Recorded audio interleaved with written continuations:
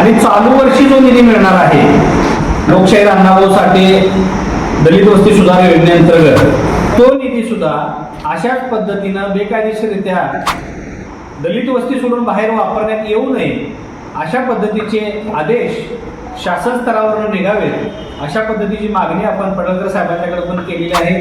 तसेच मी न्यायालयात सुद्धा आता निशाणी 5 दाखल करून त्यामध्ये सुद्धा मी मागणी करणार आहे.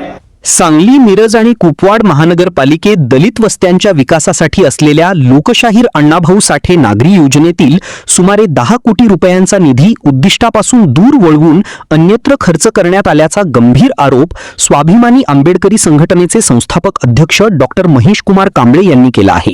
या संदर्भात सुमारे 41 कामांना तांत्रिक व प्रशासकीय मान्यता देऊन टेंडर प्रक्रिया राबविण्यात आली असून हा निधी दलित वस्त्यांऐवजी इतर भागात खर्च झाल्याचा आरोप त्यांनी केला. या प्रकरणी न्यायालयात याचिका दाखल करण्यात आली असून संबंधित 41 कामांना स्थगिती का देऊ नये याबाबत न्यायालयाने तत्कालीन जिल्हाधिकारी व आयुक्त यांना समन्स नोटीस बजावली असल्याची माहिती डॉक्टर महेश कुमार कांबळे यांनी पत्रकार परिषदेत दिली. दरम्यान माजी सामाजिक न्याय समिती सभापती सौ अनिता मोहन वनखंडे यांच्या कार्यकाळात सुमारे 65 कोटी रुपयांची कामे करण्यात आली. ही कामेही दलित वस्त्यांऐवजी अन्य ठिकाणीच करण्यात आल्याचा आरोप डॉक्टर महेश कुमार कांबळे यांनी केला आहे. या सर्व प्रकरणी उच्च न्यायालयात स्वतंत्र याचिका दाखल करण्यात येणार असल्याचा इशाराही त्यांनी दिला. तसेच लोकशाहीर अण्णाभाऊ साठे यांच्या नावाने असलेल्या योजनेतील 1ही रुपया सांगलीतील त्यांच्या पुतळ्याच्या सुशोभीकरणासाठी वापरण्यात आला नसल्याचा आरोप करत या संपूर्ण प्रकरणाची सखोल चौकशी करण्याची मागणीही त्यांनी केली आहे. महाराष्ट्र सरकारच्या लोकशाहीर अण्णाभाऊ साठे दलित वस्ती सुधार योजनेअंतर्गत जो सांगली, मिरज, कुपवाड शहर महानगरपालिकेला गेल्या 3 ते 4 वर्षामध्ये मोठ्या प्रमाणात निधी प्राप्त झालेला होता आणि त्या सर्व घटनाक्रमाची पडताळणी केली असता मला अशी माहिती मिळाली की अनिता मोहन वनखंडे ह्या 2 वर्ष सभापती होत्या. त्या 2 वर्षाच्या काळामध्ये किमान 30-33 कोटी रुपये हे वर्षाला त्यांना 2 वर्षासाठी 60-65 कोटी रुपये निधी मिळाला. त्यानंतर प्रशासकीय काळामध्ये 22 कोटी रुपये 24-25 सालासाठी मिळाला. पण इतक्या मोठ्या प्रमाणात शासनाकडून निधी मिळत असताना तो निधी ज्या वंचित समाजासाठी, ज्या मागासवर्गीय दलित समाजाच्या वाड्या वस्त्या आहेत त्यांचा विकास करण्यासाठी, त्यांना सुखसुविधा उपलब्ध करून देण्यासाठी, दळणवळणाची साधनं उपलब्ध करून देण्यासाठी खर्च करणं अपेक्षित होतं. पण त्या पद्धतीनं झालेलं दिसून येत नाही.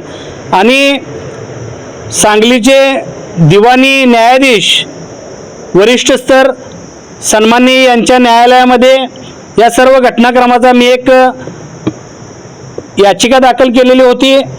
त्या याचिकेमध्ये आपण स्पष्टपणे मागणी केलेली होती की लोकशाहीर अण्णाभाऊ साठे दलित वस्ती सुधार योजनेचा निधी मूळ ठिकाणी दलित वस्तीच्या ठिकाणी न वापरता तो इतरत्र ठिकाणी वापरून या निधीचा अपव्यय केलेला आहे आणि हा निधी पळवून नेऊन वंचित दलित बहुजन समाजावर अन्याय केलेला आहे अशा पद्धतीचा आपण मागणी केली होती. आणि यामध्ये या सर्व प्रकरणाची सखोल चौकशी करून संबंधितांवर कारवाई करण्याची मागणी सुद्धा केलेली आहे. यामध्ये आपण प्रतिवादी माननीय जिल्हाधिकारी सो तत्कालीन आणि प्रशासक तथा आयुक्त सो तत्कालीन या दोघांना आपण पार्टी केलेलं होतं. आणि 9 एप्रिल 2026 रोजी माननीय न्यायालयाने यामध्ये आदेश पारित केलेला आहे की दाखल असलेल्या दाव्याला अनुषंगानं या सर्व 41 कामाची 10 कोटी 20,27,939 रुपयांच्या कामांना आपण स्थगिती मागितली होती. त्या कामांना स्थगिती का देण्यात येऊ नये म्हणून माननीय तत्कालीन जिल्हाधिकारी आणि प्रशासक तथा आयुक्त यांना इश्यू समन्स नोटीस माननीय न्यायालयाने काढलेले आहेत. आणि त्यासाठीच आपण आज ही आपल्या पत्रकार बांधवांसमोर सांगतोय की याच प्रकरणी मी जतचे भाजपचे आमदार आणि बहुजनांचे नेते आदरणीय गोपीचंद पडळकर साहेबांना सुद्धा निवेदन दिलेलं आहे की गोपीचंद पडळकर साहेबांनी माननीय मुख्यमंत्र्यांच्या हा विषय निदर्शनास आणून येणाऱ्या चालू वर्षातला जो निधी येणार आहे त्या निधीचा अपव्यय अशाच पद्धतीने होऊ नये अशा संदर्भात आपण एखादा आदेश शासन स्तरावरून काढावा अशा पद्धतीची मागणी आपण केलेलं निवेदन पडळकर साहेबांना दिलेलं आहे.